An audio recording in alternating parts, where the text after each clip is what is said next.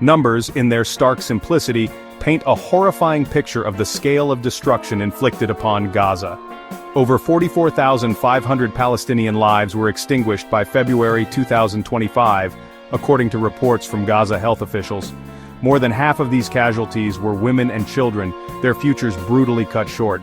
Amnesty International's meticulous documentation reveals over 42,000 Palestinian deaths by October 7, 2024, including 13,300 children. These figures represent more than just statistics. They are individual lives tragically lost, families torn apart, and a community forever scarred.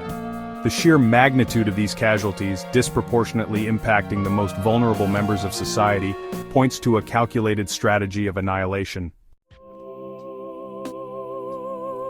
The physical and psychological wounds inflicted during those 100 days run deep. Over 18,000 children were orphaned, left to navigate the wreckage of their lives without parents or guardians.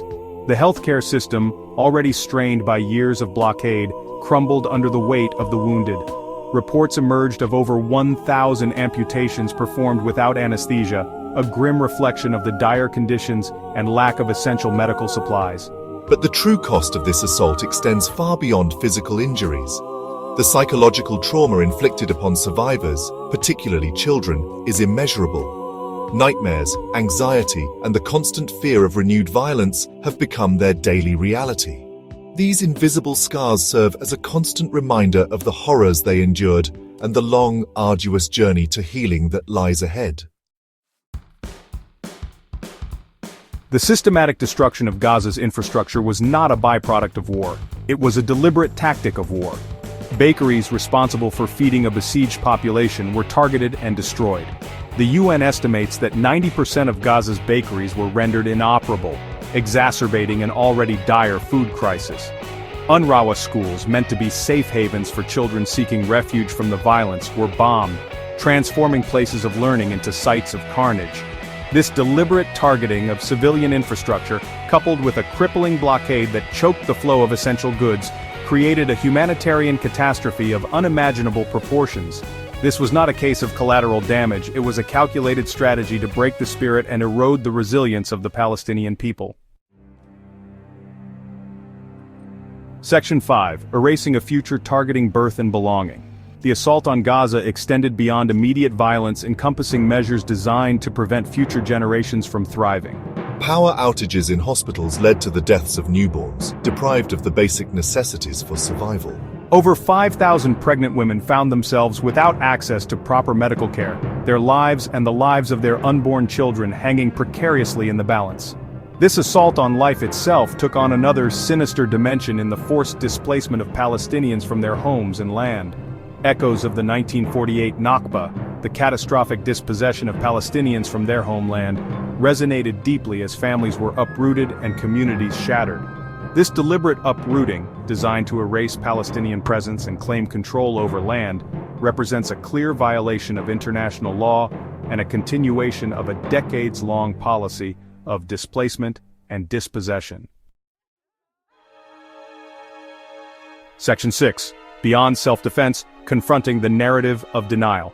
Israel has consistently attempted to justify its actions in Gaza under the guise of self-defense, citing the Hamas attack on October 7, 2023, as justification for its brutal response.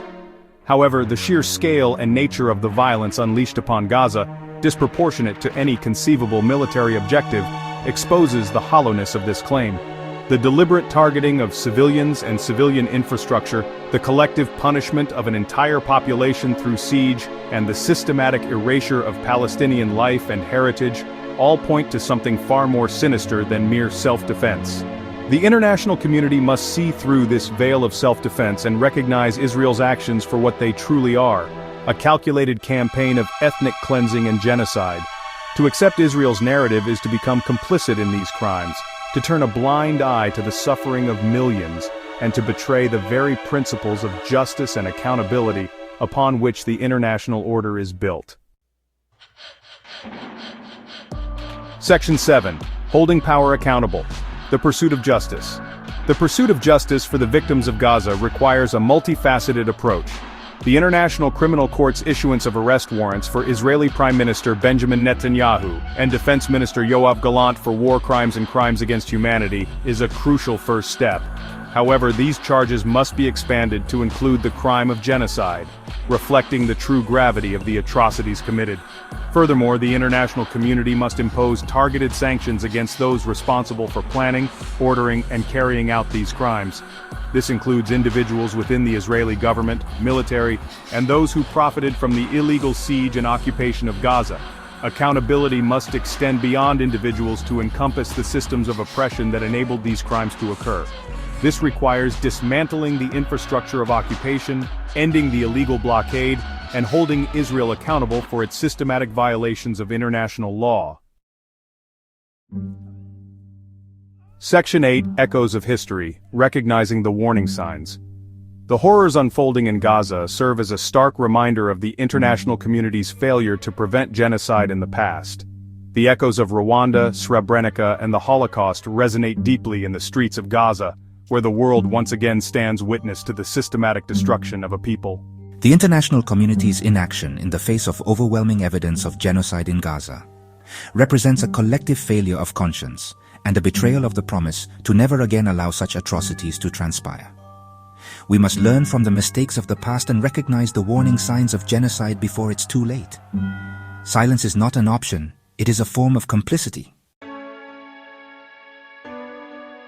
Section 9, Amplifying the Truth, A Call to Remember and Resist. The struggle for justice in Gaza is not merely a legal battle. It is a battle for narrative, a battle for truth, and a battle for memory. The voices of the Palestinian people, their stories of resilience, resistance, and unwavering hope in the face of unimaginable suffering, must be heard and amplified by people of conscience around the world. This is not just their fight, it is our fight. It is a fight for a more just and equitable world, a world where the rights of all people are respected, and where the horrors of genocide are relegated to the history books. We must remember Gaza, not just for the suffering it endured, but for the indomitable spirit of its people, their unwavering commitment to justice, and their refusal to be silenced. Their struggle is our struggle, and their fight for liberation is a fight we must all join. The time for silence is over. The time for action is now.